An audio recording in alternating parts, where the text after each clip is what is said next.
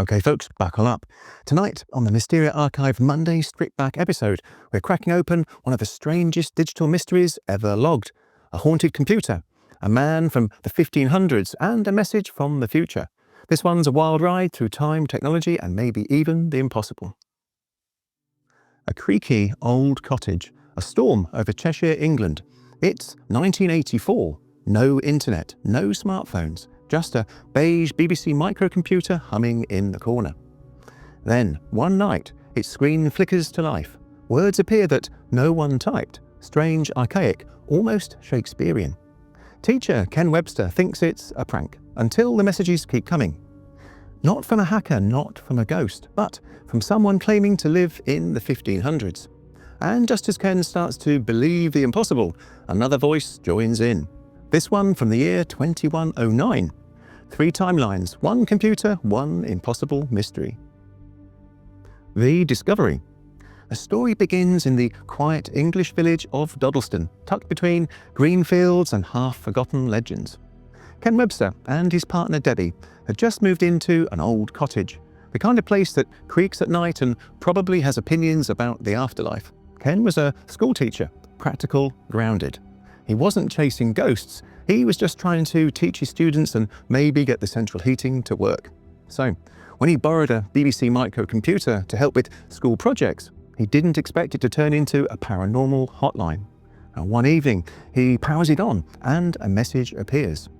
The spelling is odd, the language unfamiliar. I write in thy house with lights which make to speak. Who is thou that livest in my house? Ken stares. The computer hums quietly, perfectly normal, except for the part where it's apparently talking to him. Thinking it's a prank, he checks for hidden software, floppy disks, even a cheeky student with too much time, but nothing. Then, as if the house itself decided to get involved, they start hearing footsteps, objects moving, food mysteriously stacked into pyramids overnight. Then came the chalk markings, strange symbols scrawled on the kitchen wall, alongside what looked like 6-toed footprints. Whoever or whatever was behind the messages seemed to be leaving physical traces now. Later, the mysterious writer would claim they were his, proof that their worlds were somehow overlapping. It felt like the haunting had jumped from the walls to the wires. The messages keep coming, each one written in that same old world English, signed by Thomas Harden. He claims he once lived on that very land, centuries before the cottage even existed. Now, it's easy to imagine Ken's face, that mix of curiosity and the creeping realization that he might have accidentally downloaded a ghost. And yet, each time he deletes the messages, more appear. It's like the past itself has found a way to log in. The conversations through time. Once the shock wore off, Ken decided to write back. I mean, what else do you do when a 16th century guy hijacks your home computer? He and Debbie typed a simple message, half expecting nothing. But the next day, another reply appeared. Same strange phrasing, same signature. I am most glad of thy reply. And just like that, a dialogue began across centuries. Ken, Debbie, and their friend Peter became accidental pen pals with a man calling himself Thomas Harden, who claimed to be living in 1520 on the same patch of land. He described life before roads and electricity, his fear of dark magics, and his confusion over the box of lights through which they spoke. He eventually revealed his real name wasn't Thomas Harden at all. It was Lukas Waynman, a farmer and former Oxford scholar, forced into hiding for writing against the church. In his time, that kind of defiance could cost you your life. Some think that's why he called himself Thomas Harden at first, a name to protect him from the same danger he'd been running from for years. The language fascinated experts later. It's not perfect Tudor English, but close enough to make scholars scratch their heads. It was too accurate for a prank by amateurs, yet too fluent to be random nonsense. To test him, Ken's friend Peter Trinder, a linguist, slipped in questions only a 16th century local could answer. Lukas replied with details about land boundaries and nearby buildings long since demolished, details later confirmed in parish records. Then came one of the strangest turns yet. Lukas mentioned a nearby chapel, a place where he said some of his writings had once been hidden after the church branded them heresy. He described the area in vivid detail, the fields, a gatehouse, a small wall near what he called the House of God. So Ken and Peter grabbed a map and followed his clues to St Mary's Church, just outside the village. The layout matched almost exactly what Lukas had described, down to old boundary lines that hadn't existed for centuries. They didn't uncover any hidden manuscripts, but standing there, staring at stonework that predated their own lives by hundreds of years, they couldn't shake the feeling that whoever was on that computer knew Dodleston the way only someone from its past could. Over weeks, Lukas began sharing stories about his world, neighbours, crops, even gossip about the local church. He wasn't some wandering ghost, he sounded alive, anchored in a time long gone. And sometimes Ken's replies would vanish, only to reappear rewritten, as if someone or something was editing history mid-conversation. By now, the Webster's cottage felt less like a home and more like the universe's strangest chat room. 3 friends in 1984, a man in 1520, and a computer that seemed to think it was a time machine. And honestly, who could blame them for leaning in? If your Commodore-era hardware suddenly starts spitting out medieval emails, curiosity beats fear, at least until another presence starts typing back. The future contact. Then silence. For days, nothing. No Lukas, no archaic grammar, no mysterious thuds in the night. Just the quiet hum of the BBC Micro. Ken almost missed the chaos. Then one evening, new words blinked onto the screen. Only this time, they weren't poetic or old-fashioned. They were clinical, almost robotic. We are 2109. We are observing your interaction. Cue chills. Whoever or whatever 2109 was, they claimed to be from the future, monitoring the experiment between Ken and Lukas. Their tone was detached, bureaucratic, like cosmic customer service. They warned Ken not to interfere, not to alter events, and to remain patient for understanding. Which, in fairness, is exactly what someone from the future would say right before unplugging your Wi-Fi. Now, in one chilling twist, 2109 even predicted that Ken would one day write a book about the whole affair. They called it The Vertical Plane. Now, whether trust was a nudge from the future or a sly plant from a prankster, it blurred the line between story and prophecy. Now, Ken's living room suddenly felt crowded, as if 3 centuries were standing shoulder to shoulder, each trying to shout through one ancient computer. Now, Lukas kept writing from the 1500s, terrified of men of the light who seemed to control the messages. Meanwhile, 2109 scolded Ken for giving too much away. It was a temporal soap opera with no commercial breaks. At this point, even skeptics had to admit, if it was a prank, it was an extremely sophisticated one. 3 timelines, consistent style, and no way to trace the data. The strangest part? Every new exchange hinted that all of them, Lukas in the past, Ken in the present, and 2109 in the future, were somehow connected to the same location. The house itself, according to 2109, was the focal point of a temporal experiment. Now, whatever was happening, Dodleston was no longer just a sleepy English village.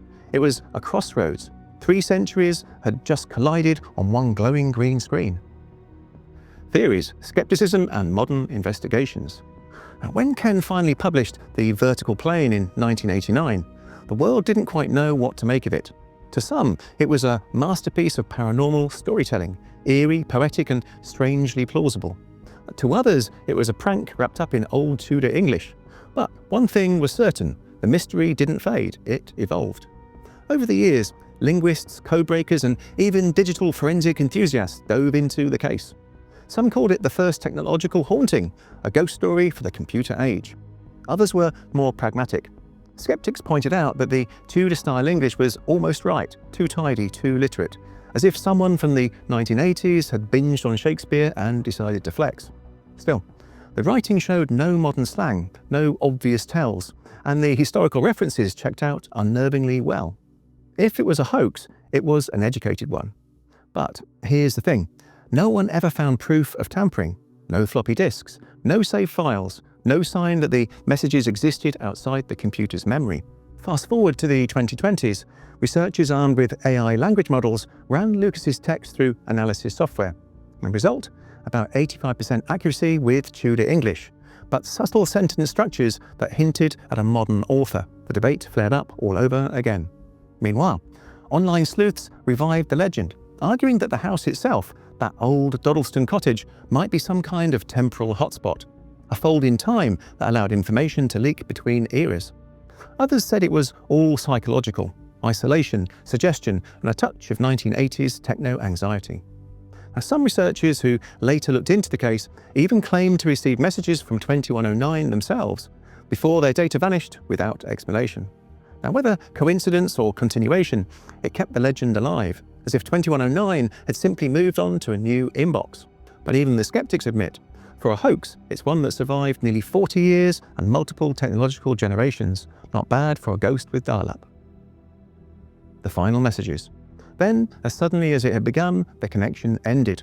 Lukas, the man from the 1500s, wrote one last message. It was warm, almost tender, like a farewell from an old friend. He thanked Ken and Debbie for their kindness, said he'd learned much from them, and promised that one day he would speak through the light. Moments later, a new transmission appeared, this one unmistakably from 2109. The tone was cold again, official. The experiment is complete, it read. The time is not right for further communication. And then, nothing. No more flickering words, no more midnight knocks or phantom pyramids of food, just silence. Ken eventually moved on. The computer was retired, but decades later, the vertical plane resurfaced, and so did the questions. Was Lukas ever real? Was 2109 an experiment gone wrong or gone right? The scrutiny took its toll. Ken faced skepticism from press and peers, retreating from the spotlight. The original discs, the only real evidence, were lost over time, leaving nothing but typed manuscripts and memory. Some theories suggest the messages were part of a feedback loop, a ripple across time caused by consciousness itself. Others think it's all symbolic, a metaphor for how technology connects us to our past and future. Still, there's something poetic about it. 3 lives, centuries apart, bound by curiosity, all reaching across the same thin wire of time. And maybe that's why this story refuses to die. It's not just about ghosts or computers or time travel. It's about communication, about the human instinct to reach out into the void and whisper, is anyone there? Because if Lukas really did speak through the light, maybe the light was never just electricity. Maybe it was the timeless spark that connects us all. Through the light. You know, what makes the Dodleston Messages so haunting isn't whether they're real, it's that they feel like they could be. The idea that a man from the 1500s, a schoolteacher from the 1980s, and someone from the year 2109 might have all shared the same conversation across time. That's the kind of story that sticks to the corners of your mind long after the credits should have rolled. Because in a strange way, it's not just about time travel, it's about connection. Every message Lukas sent, every line Ken typed back, it's the same human instinct we've always had. Reaching out, wanting to be understood. Whether it's through parchment, a glowing green screen, or whatever the future's version of text messages look like. But then there's the vertical plane, Ken Webster's book.